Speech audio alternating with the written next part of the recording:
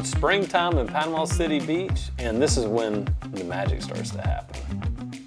This is my favorite style of fishing. We're gonna play it by ear. We're gonna let the conditions. I have no idea what we're gonna get. That's it. The conditions are gonna dictate what we do. You know, that first school of fish you find in the morning, like, I really wanna focus on it because we pull off, leave that school of jacks, we might not find another school of fish because this, you know, it's beach fishing. It's feast or famine. Yeah. Todd's like a little kid. You let him catch anything, he's so happy. I'm good. I'm good.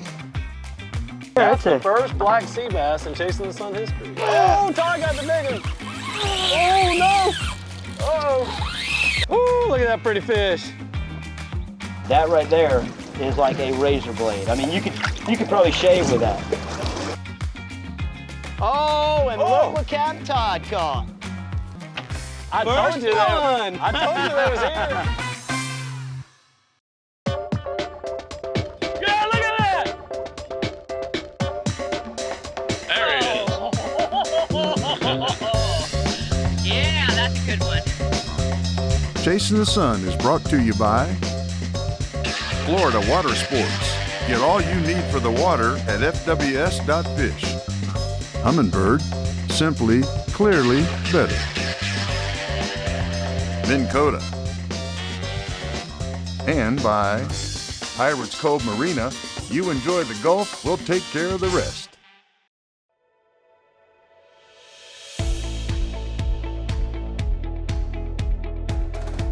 It is springtime in Panama City Beach, and I have Captain Todd Jones with me, one of my best friends, and we've been guiding together for a long time. I love Todd, y'all. We're gonna have a good time. Our annual spring fishing trip. That's it. You know, we've already got into some reef fishing stuff, you know, done a lot of bay fishing. It's springtime, which usually means you have a lot of wind.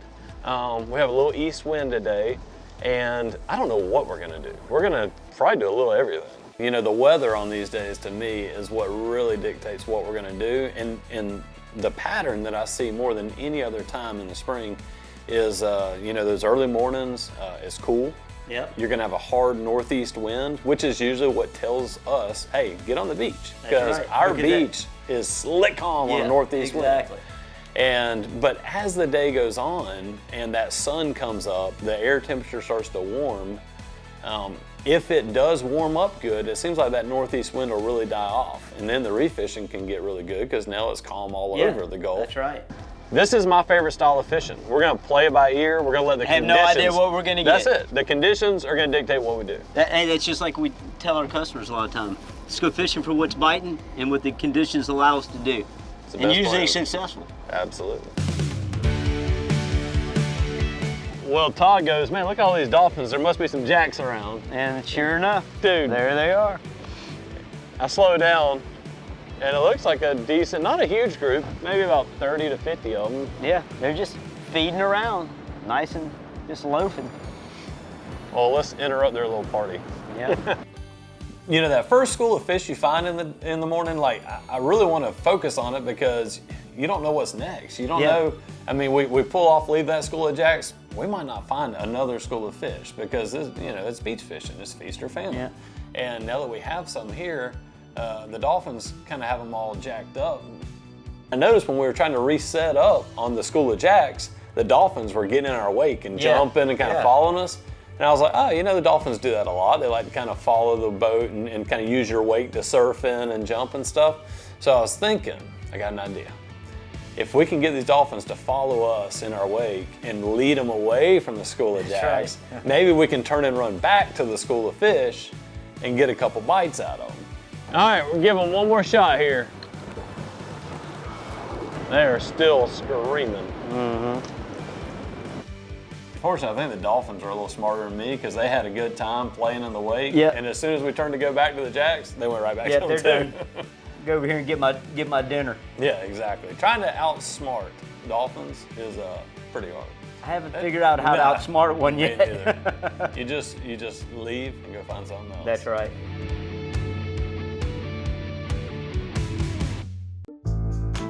You know me, I like to get my trash can slam out. So I catch a few hardtails, catch some ruby lip. Leave it to the red snappers to save our day. Yes. When you can catch them like this, where you're chunking, I think a lot of this today was just due to the fact the water is so clear.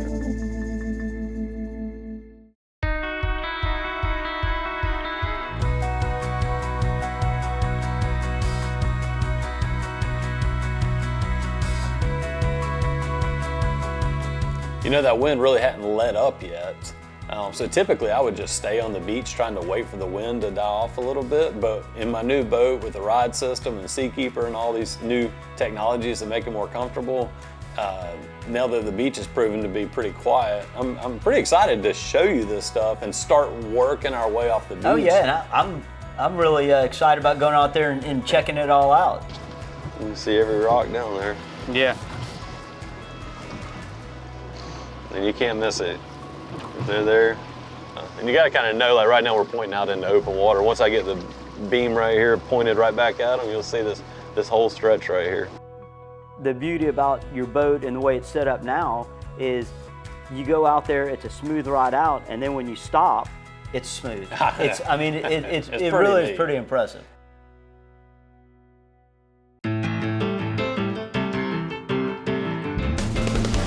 Well, we ran the beach a little ways and wasn't a whole lot of life up there. So there's a couple little wrecks in shallow water, like 20 feet of water. And so we're just gonna fish some live shrimp and see what we may catch. What we're really trying to do is let this wind calm down a little bit. We were gonna try to jump out to some reefs, and you know, springtime reef fishing can be really, really effective. But when that east wind's blowing 15 to 20 knots, you don't want to get off this beach very far. But I can already feel that wind starting to let up now. It's starting to warm up a little bit. So we're gonna play around here for a minute. Hopefully we can slide out a little further and catch some big fish. What we're really doing is Bait fishing. every spring Justin takes me on a hardtail excursion. That's right. So I'm just out here catching hardtails. Todd's like a little kid. You let him catch anything, he's so happy. I'm good. I'm good. You know me, I like to get my trash can slam out. So I catch a few hardtails, catch some ruby lips, a pinfish, you know, I like to catch all those first, just to, you know, warm up a little bit.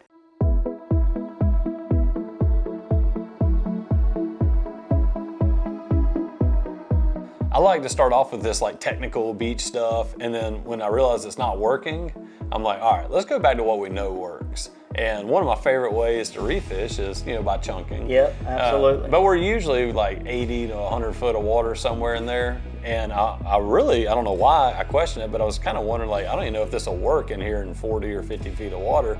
It's so shallow, I don't know if they'll, you know, be spooked by the boat being right on top of them, but it didn't take long for you to get some action. Could Todd have our first real bite of the day? I don't know, maybe.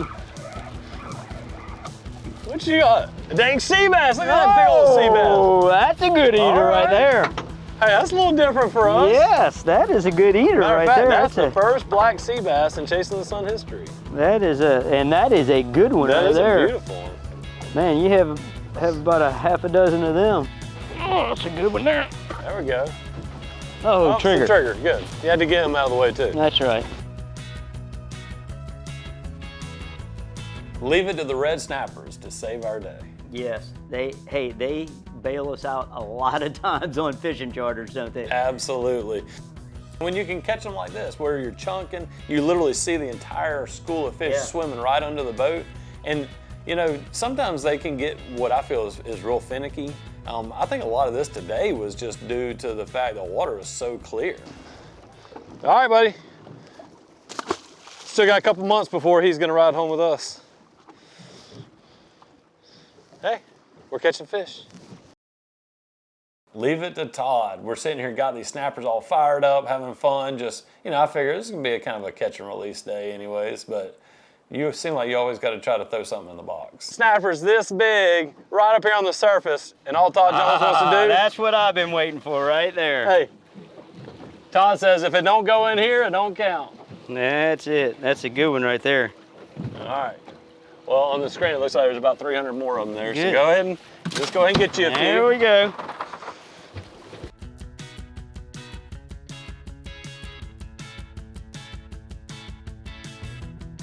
So if you're wondering why you see all these fishing guides, especially catching red snapper, why they're real adamant about flipping them into a box or flipping them over the side, if you look at this right here, this little edge right here, Why don't you touch it? that is like a razor blade right there. I mean, you'll see a lot of these big fish, you'll get cut off, and what's cutting them off is they start yo-yoing up and down, is what I call it. They start bouncing up and down, and they yo-yo, and you get gill plated. That right there is like a razor blade. I mean, you could probably shave with that. All right, I got the D-hook right here. If red snappers are not in season, this is the best way to release them. Hook right in the corner. Take them out of the water. Bloop. He's gone. And then one more. Oh, try it again. There we go.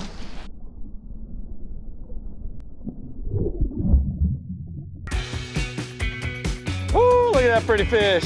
You know what's wild? He ate that thing 30, 40 feet off the bottom. He's reeling to the fish, lifting them Wait, are you up, saying I did it letting right? the fish dig. Huh? Are you saying I did it right? Well, I mean, you've been watching me for a while, so Okay. I mean, eventually you're gonna learn by osmosis.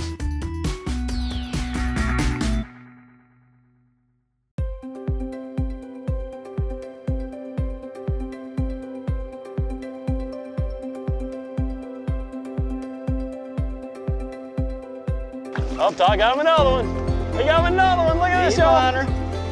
Vermilion. My grinding technique, you just hold the rod straight and reel. And then they go right in the box. Oh, and look what Capt Todd caught. I First told you that. one. I told you that was here. Isn't that wild? We couldn't get him to First come up one, and eat yeah. chunks. Yeah. And now, hey, maybe now we just had to get through That's those right. red snapper. Yeah. You know, sometimes you got to do that. It's like with triggers. When you're snapper fishing sometimes, with the triggers, you just got to sit there and keep fishing. If you know they're there, just fish for a little bit, get through them, and then the snappers will start coming up. All right. This is how I like to approach an artificial reef. I always like to start on the surface. I want to see what fish will come up to the boat, what fish we can catch on a flat line with no weight, just feeding the bait out. And, you know, because if you just drop baits to the bottom, you don't get to see what was there. You get to catch what was there, but you don't get to see it, and I want to see what's there. So now that we saw these snappers and triggerfish and we caught those, then I like to work through the water column. Now I want to start dropping some bait down to the bottom and see what was on the bottom that we didn't get to come to the surface. Might be like a triggerfish something. He completely quit pulling. Nope, it's a big old mangrove snapper. Look at that thing. Big old mangrove. Grouper. I'm just kidding. Trying to get Todd excited. You know what's wild? He ate that thing 30, 40 feet off the bottom, halfway down. I was letting it down, I just felt the line speed up and take off, close the bail. Assumed it was a snapper up in the water. Little gag grouper. Look at that. You can kind of tell because he was digging. And as soon as I got him moving up, he just kind of quit. And you notice one thing when Justin was doing that is his rod was bent the entire time. As he was going back down, that rod just stayed bent the whole time. He's reeling to the fish, lifting them up, letting the fish dig. Huh? Are you saying I did it right? Well, I mean, you've been watching me for a while, Okay. so I mean, eventually you're gonna learn by osmosis. Hey, if y'all ever see me and Todd fishing and hunting together, you know compliments are kind of hard to come by. So when you think you're getting one, sometimes I start to worry, like, what's going on over here? Usually this shallow, I guess it is kind of common in the cooler water temps like you were talking about, for all these fish to move inshore. But I was really shocked when we started dropping baits to the bottom at the size and the numbers of gag groupers. Hey, again, we're not in 100 feet of water. We're in here shallow. Look at that. We really were shallow for that volume of that many gag groupers. I mean, it was, and honestly, we didn't even have the baits to really be, we weren't even targeting, didn't even plan on that, and they were just all over the place. Yeah. Yo, that's the ones right there? Yeah. My grandparents are smiling down going, just don't let that one go, don't do it. That big old fish ate this little bitty, one of them little bitty scrimps. But you know what? We gotta do it. Yep. Pretty gag. It's a good tug, I tell you that. Yes. Catching gags like that on the bottom with light spinning tackle, is really fun. It's really challenging because you're testing that tackle to its absolute limits. Light line, light rods. If you don't get every bit you can, have good knot systems, he's just gonna dig back down to the bottom. There's obviously structure all under us, which is why they're here, and he'll break you off on something. Any bait that made it to the bottom, whether it was a tiny little shrimp or a bigger bait, it didn't matter. Those grouper were gonna get it. All right, I think we found the gags, y'all. Big gag groupers. Once I caught that first one on the light rod, I decided to break out the big gun so we can see what's here. Woo, look at that pretty fish. Dang. Everything kind of comes and goes in cycles. Yeah. In my opinion, our gag grouper populations have not been spectacular for the last decade. But I think that's changing. I think this is a good sign of a good I think so comeback. too. And if we're seeing a lot of smaller, like age class, like in a volume of them. So those fish are just going to get bigger. So I think, you know, with some of the regulations that we have, it's really helped them, and I think we're going to have better grouper fishing. Y'all see his stomach poking out right now? It's got just a little air in it. As long as he's fresh, he's got a lot of energy. Go ahead and throw him back in, Todd. He's gonna swim right back down. Yep, through water on us. That's the best way to release these fish. We're only in 76 feet of water right here. We're on a big artificial reef, and it's covered in fish. It's got tons of snapper, red, mangroves, vermilion, lane snapper, all those right here in one spot. Nice gag groupers, so many different species on these artificial reefs. Basically, if you're inside about 100 foot of water, give or take, and you're bringing these fish up and letting them go quickly, that barotrauma that pushes their stomach out will normally go right back down. And so that fish has not been altered at all. He gets to swim back to the bottom. Once you move deeper than this is when you want to go to the Return 'em Right website, get your descending device, and that way, instead of that fish struggling or floating off, you can just hook them on there and have that device take them to the bottom. Right. They will send you for free a Return 'em Right descending device, and that way, when you catch these fish and they have that barotrauma, you can safely send them back to the bottom. Take care of your fish. Take care of your fisheries and they'll take care of you. Chasing the Sun has been brought to you by Minn Kota, Florida Water Sports. Get all you need for the water at fws.fish. Humminbird, simply, clearly better. And by Pirates Cove Marina, you enjoy the Gulf, we'll take care of the rest. One of the many real fun beach activities the Chasing the Sun crew partakes in is the annual Pirates of the High Seas and Renaissance Fest. Kicking off the festivities with the parade along the shores of the world's most beautiful beach, swashbucklers of all ages can enjoy an action-packed weekend of fireworks, live mermaid shows, a fire circus, a treasure drop, and much more. Travel back in time with our Renaissance edition, where gentry and squires alike can experience an enchanted marketplace, complete with a pirate's pub, live entertainment, and more. Go to visit PanamaCityBeach.com for details.